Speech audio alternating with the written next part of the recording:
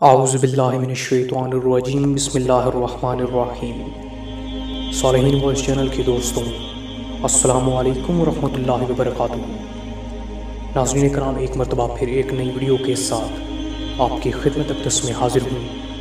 ناظرین کرام، آج کا جو موضوع ہے وہ یہ ہے کہ نمرود کون تھا، وہ اپنی خدائی کا دعویٰ کیوں کرتا تھا، اور اللہ پاک نے کیسے ایک مچھر کے ذریعے اس کو تباہ و برباد کیا۔ تو اس موضوع پر آج ہم آپ سے تفصیلاً گفتگو فرمائیں گے، تو ویڈیو سے مکمل فائدہ حاصل کرنے کے لیے ویڈیو کو اینڈ تک ضرور دیکھیں۔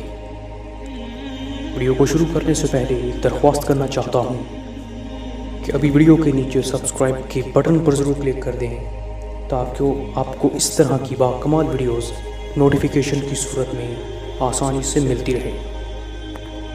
ناظرین کرام، بادشاہ یعنی کہ نمرود کا نام و نسب مفسرین و مورخین اور ماہر انساب کا اس میں اختلاف ہے۔ بعض کا کہنا ہے کہ یہ بادشاہ بابل کا حاکم تھا۔ اس کا نام و نسب یہ ہے: نمرود بن کنعان بن کوش بن سام بن نوح علیہ السلام۔ یہ حضرت مجاہد کا قول ہے، اور بعض نے یہ کہا ہے کہ نمرود بن فالح بن عابر بن صالح بن ارفشز بن سام بن نوح علیہ السلام۔ حضرت مجاہد وغیرہ فرماتے ہیں کہ 4 بادشاہ ایسے گزرے ہیں کہ ان کی حکومت و بادشاہی پوری دنیا پر تھی۔ یہ نمرود ان میں سے ایک تھا۔ ان 4 بادشاہوں میں 2 تو مسلمان تھے، یعنی حضرت سلیمان علیہ السلام اور ذوالقرنین علیہ السلام، اور 2 کافران میں سے ایک یہ نمرود تھا، دوسرا بخت نصر۔ ناظرین کرام، اور مفسرین نے بھی یہ ذکر کیا ہے کہ اس نمرود نے 400 سال حکومت کی۔ یہ بڑا ظالم و جابر اور سرکش تھا، اور دنیا اور اس کی آسائشیں اور دنیا کی لذتیں اس کے مد نظر اور اس کا محور تھیں۔ جب حضرت ابراہیم علیہ السلام نے اس کو خدائے واحد لا شریک کی پرستش اور عبادت کی طرف بلایا تو اس نے اپنی جہالت و گمراہی اور لمبی چوڑی امیدوں کے باندھنے کی وجہ سے کائنات کے پیدا کرنے والے اور بنانے والے خدا کا انکار کر دیا، اور حضرت ابراہیم علیہ السلام سے اس بارے میں جھگڑا اور مناظرہ کیا۔ اس مناظرے میں بھی ہم آپ کو اس میں تفصیلاً ڈیٹیل سے بتائیں گے کہ وہ مناظرہ کہاں تھا، کیا تھا اور کہاں منعقد کیا گیا تھا، اور اپنی ربوبیت کا دعویٰ کر دیا۔ جب حضرت ابراہیم علیہ السلام نے اس سے کہا کہ میرا رب مارتا ہے اور زندہ بھی کرتا ہے، تو اس نے کہا کہ میں بھی زندہ کرتا ہوں اور مارتا ہوں۔ پھر اس دلیل کی تشریح کے طور پر قتادہ، صدی بن محمد اسحاق وغیرہ نے یہ نقل کیا ہے کہ اس نے 2 آدمی بلوائے جن کے قتل کا فیصلہ ہو چکا تھا۔ اس نے ایک کو قتل کرنے کا حکم دیا اور ایک کو معاف کر دیا، گویا اس نے ایک کو زندہ کر دیا اور ایک کو مار دیا، لیکن اس کا یہ عمل حضرت ابراہیم علیہ السلام کی بات کے مقابل اور معارض تھا۔ یہ تو بحث مناظرہ سے ایک الگ چیز ہے، بلکہ یہ دھوکہ اور اصل بحث سے بھاگنا تھا۔ حضرت ابراہیم علیہ السلام نے تو روزمرہ کے مشاہدات اور حیوانات و انسان کو پیدا کرنے اور ان کو مارنے اور زندہ کرنے والے صانع و خالق کے وجود پر دلیل لی تھی، اور واقعہ تو ایک کرنے والے کے وجود پر دلیل ہے، کیونکہ یہ سب کسی پیدا کرنے والے کے بغیر وجود میں نہیں آ سکتے۔ ان کا کوئی ایسا کرنے والا تسلیم کرنا پڑے گا جو ان کا پیدا کرنے والا اور بنانے والا ہے، اور وہ اس کے حکم کے تابع ہیں، اور اسی نے ستاروں، بادل و ہواؤں، چاند اور سورج اور بارش کو کام میں لگا رکھا ہے، جس نے تمام حیوانات اور نظر آنے والی تمام اشیاء پیدا کی ہیں، پھر وہ ان حیوانات کو مارتا ہے۔ ناظرین کرام، اس لیے حضرت ابراہیم علیہ السلام اس کو فرمایا کہ میرا رب تو وہ ہے جو زندہ کرتا ہے اور مارتا ہے، تو آپ کے جواب میں جاہل بادشاہ کا یہ کہنا کہ میں بھی زندہ کرتا ہوں اور مارتا ہوں، تو اس کے 2 مطلب ہوں گے۔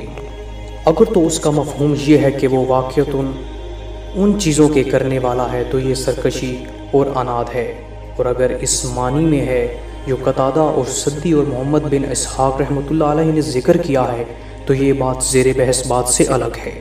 حضرت ابراہیم علیہ السلام کے کلام کے ساتھ اس کا کوئی تعلق نہیں۔ اس طرح اس نے نہ تو حضرت ابراہیم علیہ السلام کی اصل بات کا رد کیا اور نہ آپ کی دلیل کا کوئی جواب دیا۔ اس طرح بادشاہ کا اصل بحث سے دربار میں موجود لوگوں اور حاضر نہ ہونے والوں پر پوشیدہ رہ سکتا تھا۔ تو حضرت ابراہیم علیہ السلام نے خالق کے وجود اور نمرود کے دعویٰ کے بطلان پر ایک اور دلیل پیش فرمائی کہ بے شک اللہ تعالیٰ سورج کو مشرق سے لاتا ہے، تو اسے مغرب سے لے آ۔ یعنی یہ سورج ہر دن کا پابند ہے کہ مشرق سے طلوع ہوتا ہے، اور جب اس کے خالق اور چلانے والے اور اس پر قدرت رکھنے والے نے اس کو پابند کیا ہے، وہی معبود برحق ہے اور ہر چیز کا خالق ہے۔ اگر تو زندہ کرتا اور مارتا ہے جیسا کہ تو دعویٰ کرتا ہے، تو پھر تو اس سورج کو مغرب سے لا کر دکھا، کیونکہ زندہ کرنے اور مارنے والا جو چاہتا ہے کرتا ہے، اس کو کسی بھی کام سے کوئی روک نہیں سکتا، وہ کسی سے مغلوب نہیں ہو سکتا، وہی ہر چیز پر غالب اور ہر چیز اس کی مشیت و ارادے کے پابند ہے۔ اگر تو اپنی بات میں سچا ہے تو جو میں کہہ رہا ہوں اسے کر کے دکھا، اگر تو یہ نہ کر سکا تو پھر تو ایسا نہیں جیسا کہ تیرا گمان اور دعویٰ ہے۔ ناظرین کرام، اصل میں بات ظاہر یہ ہے کہ تو خود اور تیرے سوا ہر شخص جانتا ہے کہ تو اس میں سے کسی چیز پر قدرت نہیں رکھتا، بلکہ تو ایک چھوٹی سی مخلوق ایک مچھر کے بنانے پر بھی تجھے قدرت نہیں ہے، اور اگر تجھے وہ مچھر کوئی تکلیف دے تو اس سے اپنا بدلہ نہیں لے سکتا۔ تو ناظرین اکرام، حضرت ابراہیم علیہ السلام نے نمرود کی گمراہی، جہالت، کم عقلی اور اس کا جھوٹ بولنا واضح کیا، اس کے عقیدے اور دعوے کو باطل قرار دیا، اور اس کی جاہل قوم درباریوں کے سامنے اس کے فخر و غرور کا پردہ چاک کیا۔ اس لیے وہ حضرت ابراہیم علیہ السلام کو کوئی جواب نہ دے سکا اور بالکل خاموش ہو گیا۔ جیسا کہ ناظرین کرام، اللہ پاک نے اپنے کلام پاک میں اس کا ذکر فرمایا ہے، جس کا ترجمہ کچھ یوں ہے: پس وہ کافر مبہوت ہو کر رہ گیا اور اللہ ظالم قوم کو ہدایت نہیں دیتا۔ ناظرین کرام، یہ جو مناظرہ بھی آپ کی خدمت میں پیش کیا ہے، یہ کب ہوا تھا؟ ناظرین کرام، سدی رحمۃ اللہ علیہ نے بیان کیا ہے کہ حضرت ابراہیم علیہ السلام جس دن آگ سے نکل کر باہر آئے تو نمرود سے سب سے پہلے ملاقات اسی دن ہوئی، اور یہ گفتگو صرف ان دونوں کے درمیان تھی۔ عبدالرزاق صاحب مصنف نے بواسطہ معمر زید بن اسلم سے ذکر کیا ہے کہ نمرود کے پاس غلہ تھا، اور لوگ وفد کی صورت میں اس کے پاس غلہ حاصل کرنے کے لیے پہنچ رہے تھے، اور ابراہیم علیہ السلام بھی اسی غلہ کے لیے وہاں پہنچے۔ اس سے پہلے آپ کی نمرود کے ساتھ ملاقات پہلے کبھی نہیں ہوئی۔ پھر حضرت ابراہیم علیہ السلام اور نمرود کے درمیان مناظرہ ہوا، جو بھی آپ کی خدمت میں پیش کیا۔ تو اس نے سب لوگوں کو غلہ دیا اور حضرت ابراہیم علیہ السلام کو غلہ نہ دیا، اور آپ غلہ کے بغیر واپس لوٹے۔ جب گھر کے پاس پہنچے تو مٹی کے ایک ڈھیر سے اپنے دونوں تھیلے بھر لیے، اور سوچا کہ اس کے ساتھ اپنے گھر والوں کو مشغول کروں گا۔ جب گھر پہنچے تو سواری سے پالان اتار کر اور ٹیک لگا کر سو گئے۔ آپ کی اہلیہ نے دونوں بوروں کو دیکھا کہ وہ بہترین غلے سے بھرے ہوئے ہیں، تو انہوں نے اس سے کھانا تیار کیا۔ آپ جب نیند سے بیدار ہوئے تو دیکھا کہ کھانا تیار ہے، تو دریافت فرمایا کہ یہ کہاں سے آیا ہے؟ تو آپ کی اہلیہ نے جواب دیا کہ یہ اسی سے نکالا ہے جو آپ لائے تھے۔ تو حضرت ابراہیم علیہ السلام سمجھ گئے کہ یہ رزق اللہ پاک نے انہیں عنایت فرمایا ہے۔ ناظرین کرام، آخر میں ہم آپ کو نمرود کا انجام بیان فرمانا چاہتے ہیں، توجہ سے سنیے گا۔ ناظرین کرام، حضرت زید بن اسلم رضی اللہ تعالیٰ عنہ فرماتے ہیں کہ اللہ تعالیٰ نے اس جابر بادشاہ کی طرف ایک فرشتہ بھیجا جو اس کو اللہ پر ایمان لانے کا حکم دے، تو اس نے انکار کیا۔ اس فرشتہ نے دوبارہ دعوت دی، اس نے پھر انکار کیا، تیسری بار پھر دعوت دی، اس نے پھر انکار کیا اور کہنے لگا میں اپنا لشکر جمع کرتا ہوں، تو بھی اپنا لشکر اکٹھا کر۔ نمرود نے سورج نکلتے ہی اپنے لشکر اکٹھے کر لیے، تو اللہ پاک نے مچھروں کی ایک فوج بھیجی جو اتنی تعداد میں تھی کہ سورج نظر نہ آتا تھا۔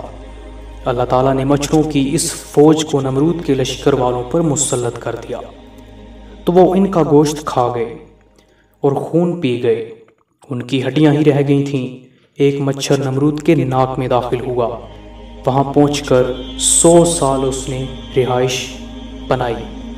اللہ تعالیٰ نے اس حقیر سے مچھر کے ساتھ اس کو سزا دی، اس کو اس پوری مدت میں لوہے کی سلاخوں کے ساتھ پیٹا جاتا رہا، حتیٰ کہ اس کی اسی طرح اللہ پاک نے موت واقع کر دی۔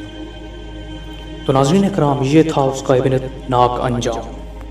تو ناظرین اکرام، امید کرتے ہیں آج کی ویڈیو سے آپ کو فائدہ پہنچا ہوگا۔